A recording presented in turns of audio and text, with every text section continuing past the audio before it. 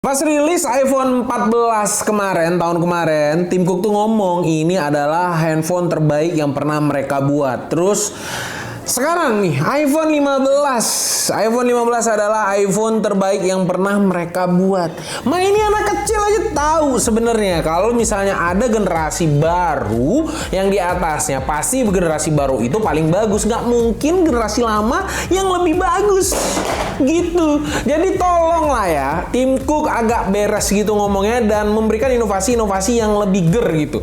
Jangan karena USB Type-C ini terbaik gitu karena USB Type-C. Banyak HP smartphone lain itu sudah pakai Type-C gitu kan. Dan di sini jangan nyerang gua langsung, "Wah, lu benci Apple." Bukan, yang benci Apple itu hanyalah Mas Mobi. Kita mah enggak, karena tiap tahun tetap aja beli dan buktinya gua pakai dan barusan terbang, ya kan? Nah, demi konten kita rela membuang iPhone ya, tapi kita masuk aja sebenarnya itu apa improvement yang paling bagus dari iPhone 14 ke iPhone 15 dan gimana ini tiga anak ini yang kita pegang ini bisa menggugah hati kalian untuk kalian membeli HP ini. Tapi menurut gue sih kalau misalnya nggak penting-penting banget, banyak banget Android di sana yang lebih murah-murah atau yang seri lamanya yang lebih murah. Tapi kalau misalnya kalian emang tertarik banget sama 15 seriesnya, langsung aja kita bahas. And then, ayo tonton terus. Dan kita berdoa kepada Tuhan Yang Maha Esa agar iPhone 14 gue tadi selamat.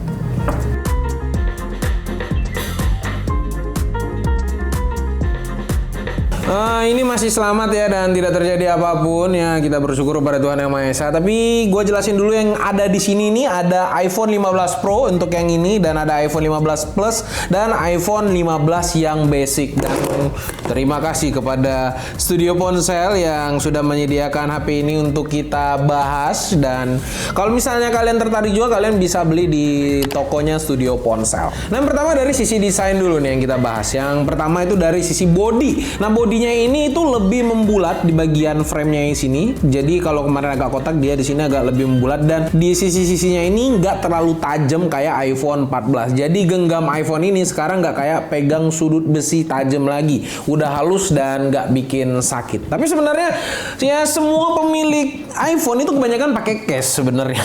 Dan itu tuh nggak ngaruh mau tajam mau enggak. Karena lagi-lagi pemakai iPhone biasanya tuh beli case yang agak mahal-mahal gitu.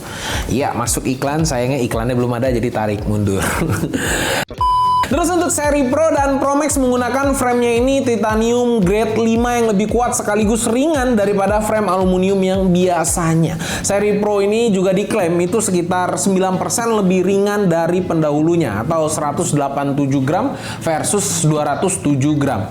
Tapi apakah itu berasa di tangan? Ya menurut gue sih nggak terlalu berasa-berasa banget. Terus cover kaca belakang juga menggunakan infused color, membuat pilihan warnanya itu lebih nyatu sama frame kaca dan terasa seamless. Tapi balik-balik sebenarnya untuk soal desain, ya pastinya yang pengen beli Apple tuh nggak mikirin soal desain sebenarnya. Desainnya mau dibuat lonjong itu biasanya tetap dibeli sama orang karena pride yang dijunjung tinggi oleh user Apple ini nih berbeda aja. Kalau kalian pakai satunya HP Android, satunya pakai Apple gitu kan. Walaupun pakai iPhone 11 atau 10 itu rasanya keren aja gitu. Nah itu stigma itu tuh memang susah banget dipatahkan ya. Gue berharap sih nanti iPhone tahun depan keluarin HP yang versinya lonjong gitu, panjang gitu kan, biar rasain gitu.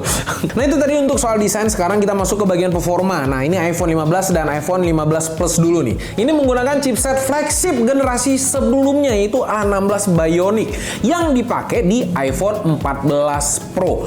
Nah, tapi performanya ini sayangnya ini di bawah prosesor iPhone 14 Pro. Kenapa mereka pakai prosesor 1 tahun lalu tapi bukannya dioptimasi lebih jauh lagi? Kayak misalnya Snapdragon kan dia mengoptimasi jadinya lebih kencang untuk di generasi sekarang. Tapi sayangnya di sini malah lebih lama gitu. Hey, Apple iPhone. Nah, tapi ini masih diselidiki NASA juga. Kenapa mereka masih pakai prosesor 1 tahun lalu, tapi bukannya dioptimasi, tapi malah performa itu turun sampai sekitar 4% jika dikomparasi sama iPhone 14 series yang tahun lalu rilis. Terus iPhone 15 Pro dan Pro Max menggunakan prosesor yang terbarunya dengan fabrikasi 3nm terbaru Apple A17 Pro dengan 6 core GPU. Dan pastinya dengan SoC ini mendukung ray tracing dan metal effect upscaling. Performa CPU-nya juga 20% lebih kencang daripada iPhone 15 yang basic. Nah, GPU-nya juga itu 24% lebih kencang. Nah, ini untuk hasil pengujian Geekbench-nya. Mungkin kalian aja yang menilai apakah ini worth it untuk kalian timang HP seperti ini, apakah enggak. Terus untuk performa gaming non ray tracing ini 10% lebih kencang daripada iPhone 15. Tapi untuk performa gaming yang punya ray tracing atau kita tes pakai 3D Mark Solar Bay ini 73% lebih kencang daripada iPhone 15. Nah, mungkin di sini ray tracing nih udah diterapin di smartphone, ya kemungkinan nanti akan bisa compile AI di kemudian harinya. Makanya siap-siaplah menerima teknologi karena sekarang udah pada keren-keren dan AI itu pada membabi buta dan Valentino Rossi lewat di mana-mana. Terus kita ngomong soal kamera. Nah, ini iPhone 15 dan 15 Plus-nya dulu nih.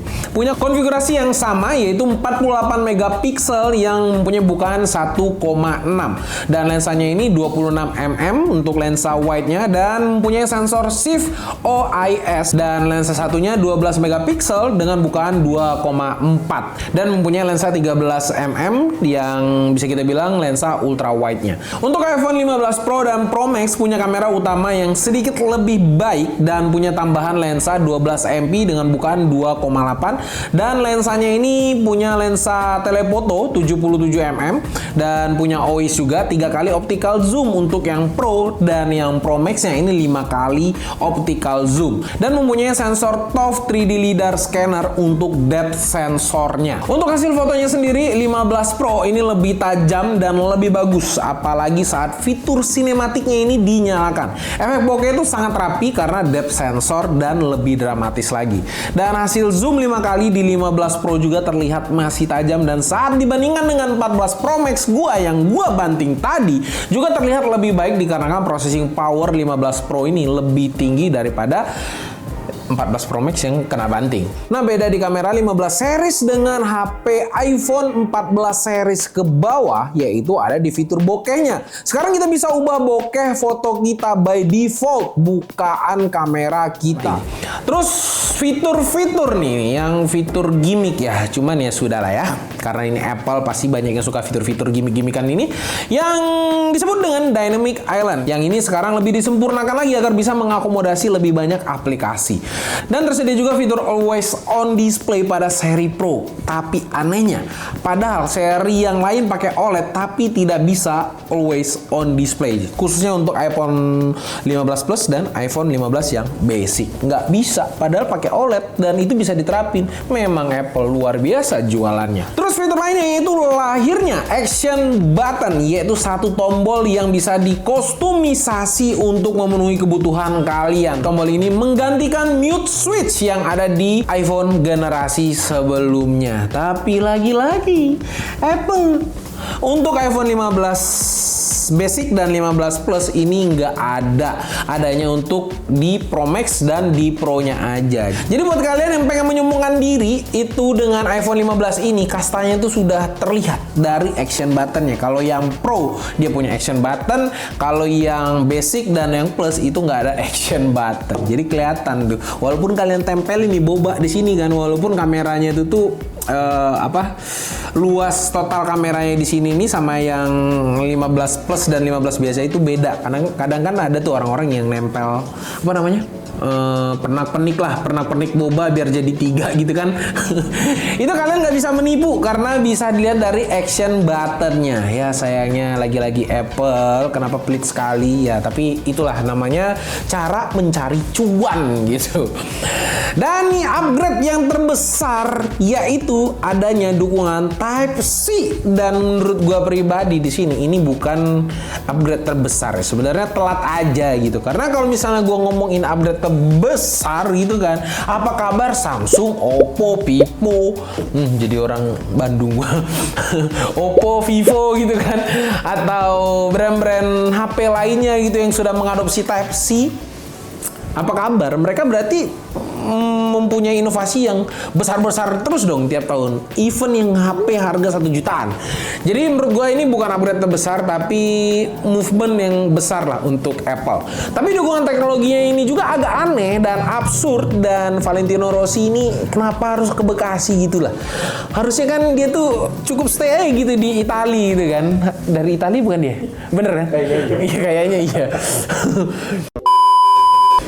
Ya, balik-balik ya ke sini tadi ya. Tapi dukungan teknologinya ini hanya USB 2.0 untuk 15 dan 15 Plus-nya dan USB 3.0 untuk Pro dan Pro Max-nya. Lagi-lagi di sini dianaktirikan yang untuk varian 15 Plus dan 15 Basic. Dan sangat disayangkan, tapi ya sudahlah, kita terima aja karena kalau kita misalnya membeli Apple, apapun yang terjadi kita harus menerima dengan lapang dada. Yang penting orang melihat bobanya iPhone itu menjadi pride, tidak butuh yang lain-lainnya. Dan sebagai brand yang besar sebenarnya, teknologi USB ini sendiri atau generasi USB sendiri, ini USB sekarang tuh yang common banget digunain banyak brand itu adalah USB 3.2 di laptop atau di smartphone itu udah banyak banget yang pakai. Dan iPhone kan bisa kita bilang lini line up yang high end gitu kan, tapi masih menggunakan USB 2.0 memang agak aneh aja. Terus sekarang juga itu sudah menggunakan USB 4.0 dan tidak diadopsi juga, padahal Apple nih sangat-sangat bisa mengadopsinya. Tapi yang terjadi ya sudahlah gitu kan. Jadi sebenarnya secara overall gitu kan, apa aja yang berubah daripada Apple ini ya? Sebenarnya yang berubah sih cuman USB Type-C-nya aja sebenarnya. Terus dari sisi kameranya juga kalau dibandingin sama 14 Pro Max, improvementnya itu tuh belum terlalu jauh ya. Kalau sekilas, nah nanti untuk review lengkapnya itu bakal dibawain langsung sama si Dika. Langsung oper kerjaan gua. Karena review detailnya itu kan agak panjang gitu ya, dan ini waktunya mepet ya, biar kalian tahu lah update-nya itu apa aja. Nah sebelum kalian FOMO juga mau beli yang PO, tapi buat kalian yang emang ngikutin banget ya bolehlah PO di Studio Ponsel. Jadi mau apapun penilaian orang tetap aja yang pengen beli dari lama gitu pasti ya akan spend gitu.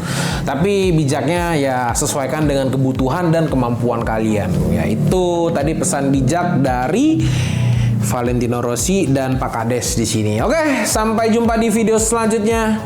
Gua Rodi, bye bye guys.